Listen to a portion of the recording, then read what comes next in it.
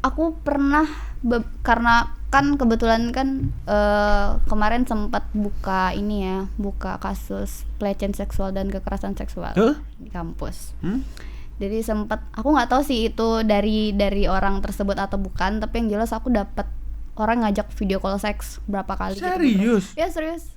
Bapak kandung sendiri memperkosa anak. Itu anjing. Itu bener banget loh bang. Itu sih anjing. Bikin ereksi juga istrinya sendiri. Bayangin ya bang, dia tuh dilecehkan sama, misalnya dia dilecehkan sama seseorang dan katanya sih kalau sekarang tuh bertanggung jawab ya, padahal kan dia trauma tuh terhadap orang itu yang udah perkosa dia, tapi disuruh sama keluarga buat nikah berdua gitu.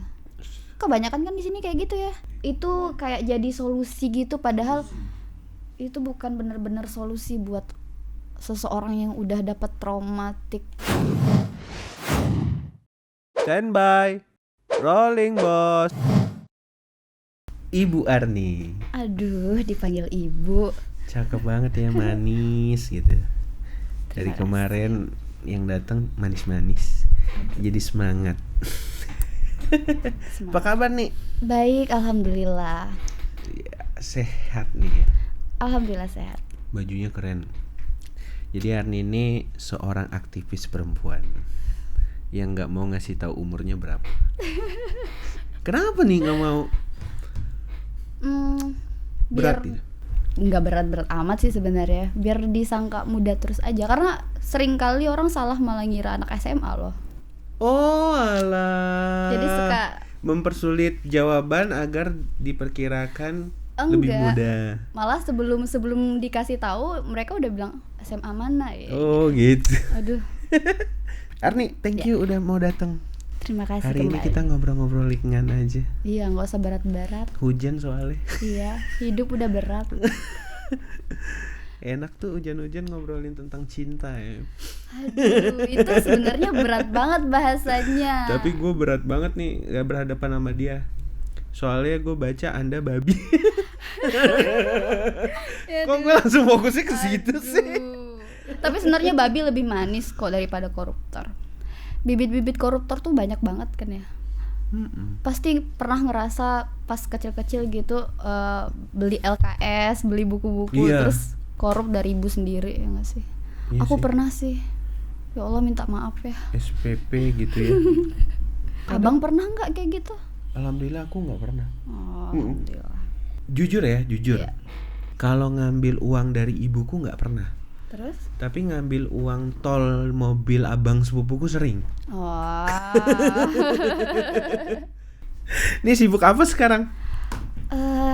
Sibuk apa ya? Nggak ada sibuk-sibuk amat sih, gini-gini aja. Katanya aktivis perempuan. Berat tuh dibilang aktivis perempuan. Aduh.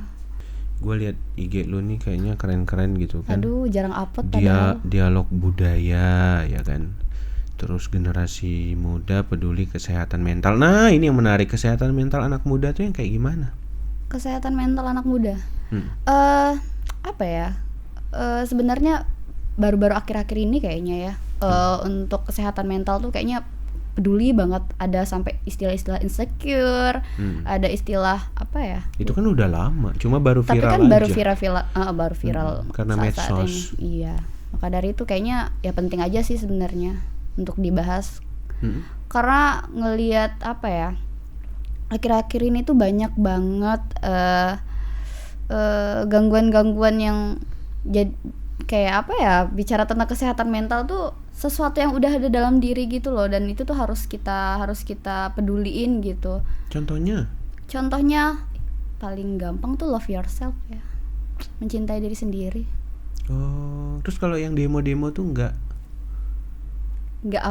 mencintai dirinya gitu? Oh, justru itu mencintai diri sendiri loh. Kenapa gitu? Karena memang dia bicara tentang masa depan dia kan. Masa depannya gimana? Iya. Kalau abis itu nganggur kok. Kalau saya sendiri, ini ngomongin aksi ya berarti. Ya nggak sih? Kalau ngomongin aksi, kenapa hari ini teman-teman mau aksi dan saya sendiri mau aksi ya? Karena memang saya pikir itu demi masa depan saya sendiri. Oh, apa yang bisa dicapai gitu? Kebanyakan yang aksi nganggur abis itu? Enggak juga, siapa bilang? Dari 1000 yang aksi mungkin 1-2 orang yang jadi jadi dewan. Oh jadi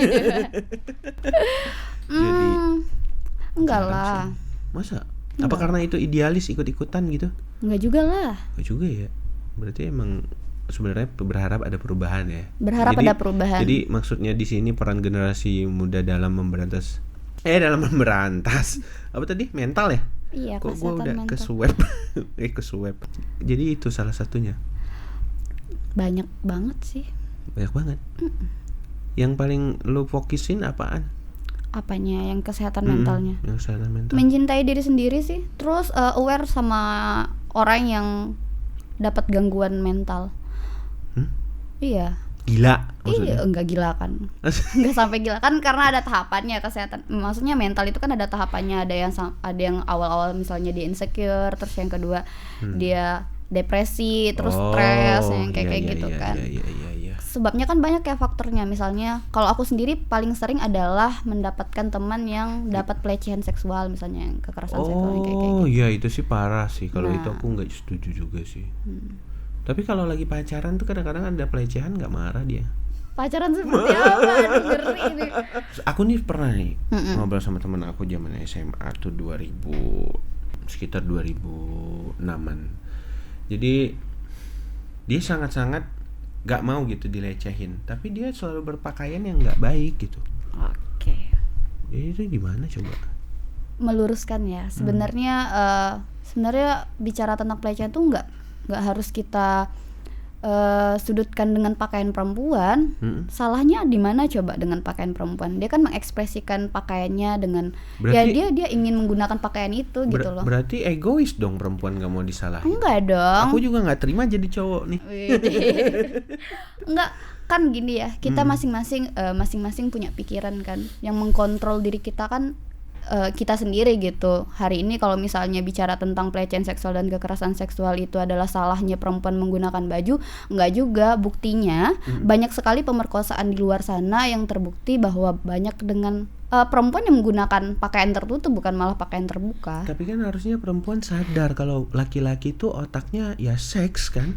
Enggak juga loh. Iya. Perempuan kan juga punya otaknya mikirin seks. Enggak, tapi labuhan laki-laki itu kalau ke perempuan ya seks. Enggak juga loh. Enggak percaya. Perempuan tuh juga begitu loh bang. Tapi perempuan itu sudah kodrat dia untuk tidak memulai. Oh kodrat? Masa iya. sih? Enggak, kodrat itu laki-laki itu punya yang namanya itu segala macam. Nah kalau perempuan itu punya payudara, terus perempuan punya vagina, melahirkan itu kodrat. Iya tapi kalau laki-laki kan enggak lah. Iya tapi maksud aku tuh gini loh, maksud pengertiannya tuh ya kita laki-laki nih, ya ke perempuan itu udah pasti ujung-ujungnya itu. Masa sih? Iya, apa coba yang dicari dari perempuan coba? Enggak lah. Cuma kawin. Nah itu sih yang membuat saya sangat-sangat hari ini kalau bicara tentang pernikahan tuh menemukan laki-laki yang berpikiran seperti ini sih sebenarnya agak menakutkan menurut saya.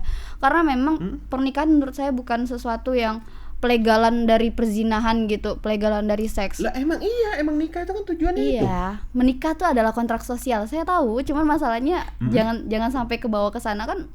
Seks bukan berarti tentang dinikah doang kayak gitu kan segala macam. Ada lagi nih kontroversi konten medsos berujung perilaku cyberbullying. Kayak gimana tuh ya? Cyberbullying ya ini kan ya berbasis online ya dia bullyingnya. Aku pernah karena kan kebetulan kan kemarin sempat buka kasus pelecehan seksual dan kekerasan seksual di kampus. Jadi sempat aku nggak tahu sih itu dari orang tersebut atau bukan, tapi yang jelas aku dapat orang ngajak video call seks berapa kali. Serius? Gitu. Ya serius. Ngajakin kamu? Iya. Sampai ngechat. Iya, sampai video-video gitu. Di Instagram atau di WA? Wah, kok bisa tahu tahu nomor WA? Nggak tahu. Pokoknya tuh udah di blok terus dia pakai nomor baru lagi. Terus itu sekitar dari tahun 2000. Oh, itu penyakit tuh berarti. Penyakit orangnya, punya penyakit ada 2 atau 3 orang kita. Tapi aku ngerasa sih itu kaitannya dengan beberapa kasus yang ada sebenarnya. Kamu pernah ngangkat kasus apa aja? nggak ngangkat sih sebenarnya, Bercerita. membantu ya, Membantu. membantu. Jadi ada temen di kampus yang kena pelecehan seksual sama dosen kan. Ya ampun. Wow. Masa wow sih, orang udah banyak banget. Ih, parah sih kalau memperlakukan perempuan itu seperti itu.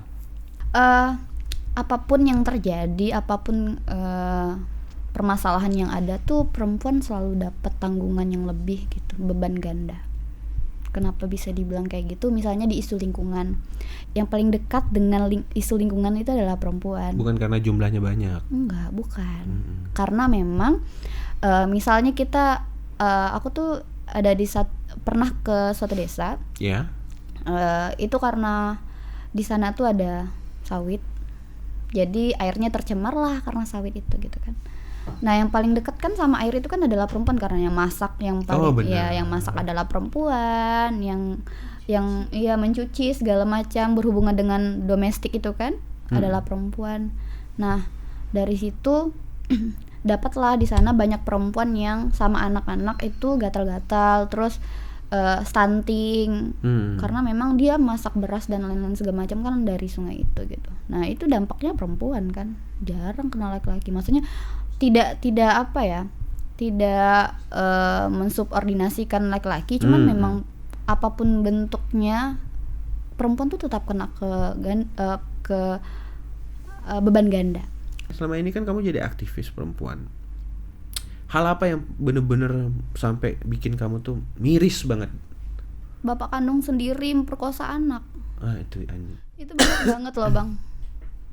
Itu sih anjing. Bikin ereksi juga istrinya sendiri. Gue nggak bisa ngomong.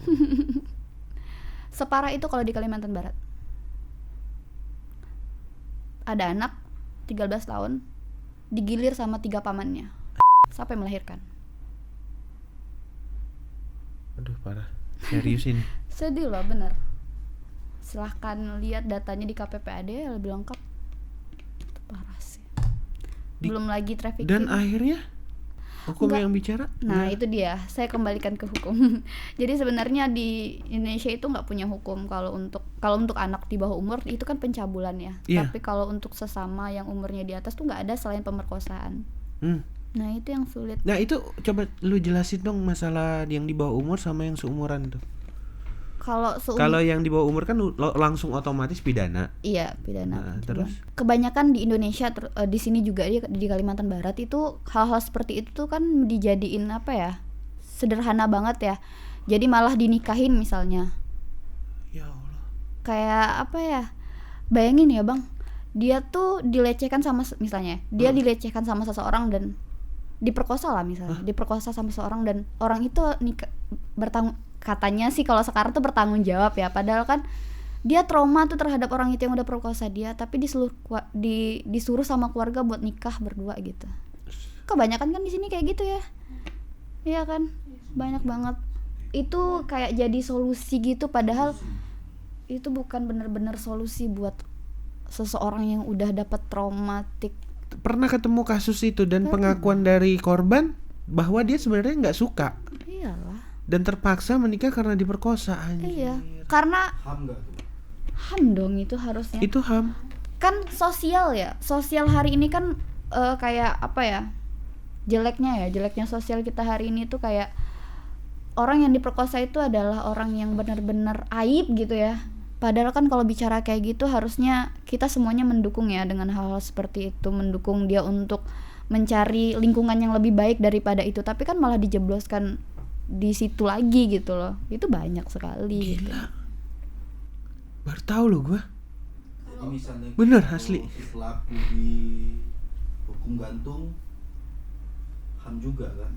Iya, serba salah ya. Pelaku ya kalau masalah hukum gantung atau enggak lah, enggak HAM lah. HAM dari mana? HAM masuk HAM. Narkoba dibunuh nggak apa-apa. Ada kriterianya. Astaga. Kalau untuk kasus ini pelecehan seksual dan sebagainya, kekerasan perempuan di Kalbar ini setiap tahunnya gimana sih? Kalau itu aku nggak bisa jawab yang sampai ini ya, karena memang itu biasanya di KPPAD atau di LBHP kan. Cuman kalau untuk beberapa menemukan tuh banyak sekali. Misalnya kayak kemarin-kemarin kan di ini ada fotografer yang kayak gitu kan segala macam. Itu banyak sih. Gila. Aduan kayak gitu di kampus lo paling banyak. Bisa dikatain Anjir. lah ya. Banget. Bukan meningkat sebenarnya, dari dulu tuh udah ada kayak gitu kan, cuman baru terungkap sekarang aja, entah dia dosen, entah dia dekan, entah dia rektor sekalipun. Modus gitu ya. Modus dong. Anjir, ngeri. Lemes gue dengernya. Jadi iya, Enggak, karena lemes kan. karena saya jujur ya, terus terang, karena dulu kehidupan tuh sibuk doang. Jadi kuliah tuh ya belajar, kerja, belajar, ya ke kampus nggak belajar juga, kerja, belajar, ya ke kampus kerja gitu. Jadi nggak sempet gitu nemuin hal-hal yang ada gosip, ada apa. Makanya pas kamu datang, gila Ar, gokil. Ini dari dulu apa baru? Dari dulu. Ah, gila. Dari dulu. Zaman abang pun ada bang. Buset, Ada. parah. Dimanapun ada.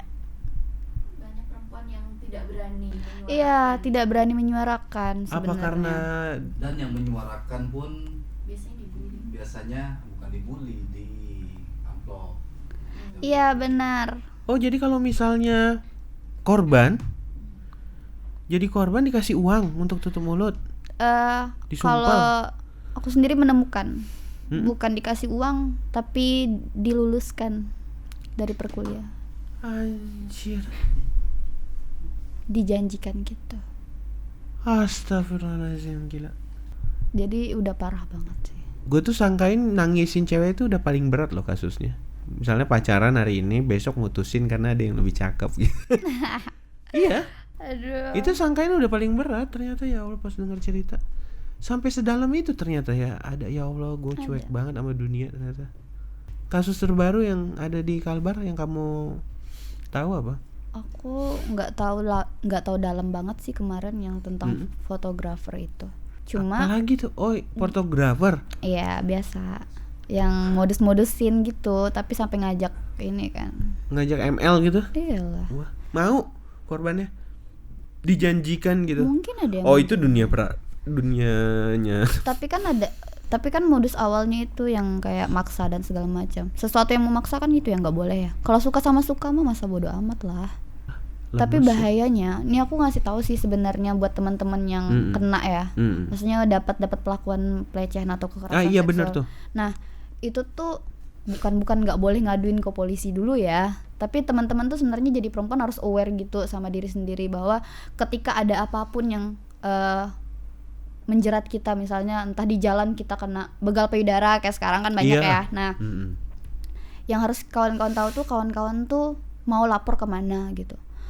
Aku bukan berarti bilang nggak boleh lapor ke polisi ya, boleh aja karena memang itu aparat dan mengayomi ya. Cuman kebanyakan dari beberapa kasus yang lapor ke polisi itu cuman disuruh untuk nulis ini surat perjanjian untuk tidak melakukan hal itu lagi gitu, cuman itu doang gitu. Sedangkan traumatis yang dialami sama korban itu nggak apa-apain gitu. Nah, biasanya kalau aku ketemu sama teman-teman yang dapat, kita kan sebutnya penyintas ya korban itu kan.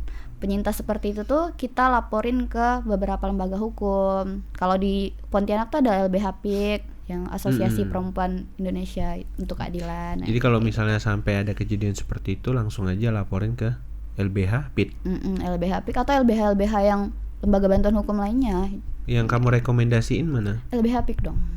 Itu ada kamu di situ.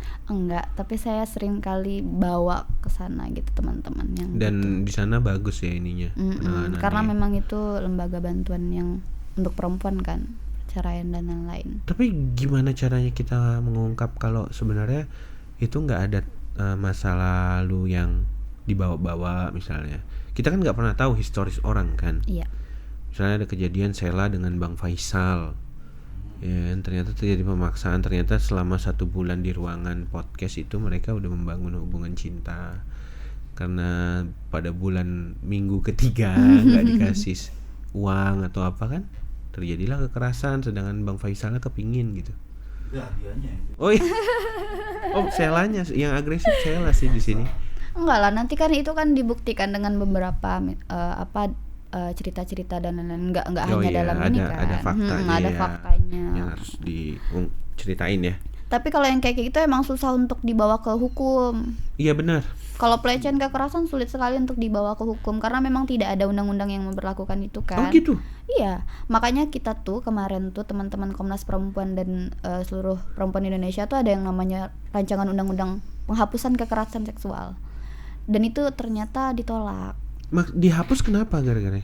Itu enggak, itu namanya undang-undang penghapusan kekerasan seksual. Undang-undang penghapusan seksual. Rancangan undang-undang penghapusan kekerasan seksual yang dari 2014 tuh udah masuk ke DPR gitu kan. Cuman keluar masuk tidak dibahas oleh DPR karena memang ya banyak hal sih, nggak tahu DPR-nya kenapa nggak mau bahas itu juga sampai sekarang. Mungkin termasuk ini kali banyak kasus. Iya loh kan, karena makin tinggi kasusnya mungkin makin nggak mau dibahas, sedangkan Omnibus Law langsung dibahas kayak gitu dalam seminggu, kan aneh ya. Bukan, mungkin kalau masalah yang perempuan kan ada yang terlibat juga di yang bikin. Iya. bisa jadi pada nggak Ya mau kalau bahas. Omnibus Law harus dibahas duit kan. Kalau RUU PKS padahal menyangkut hidup hajat orang banyak kan, Ya tentang perempuan. sebenarnya kalau mau jadi bangsa yang kuat ya salah satunya harus punya hukum yang jelas. Apalagi perempuan ini kan kalau bisa dibilang madrasahnya anak-anak, kalau kata orang ya yang aku dengar gitu, yang aku tahu lah. Jadi ya hormatilah perempuan sebagaimana kamu bisa menghormati mereka gitu. Kalau nggak bisa ya paling tidak pergi aja, pergi. Jangan sakiti. Asik. Aduh. Arni, sebagai penutup nih, tadi kan udah bagus banget tuh, banyak obrolan yang kamu angkat.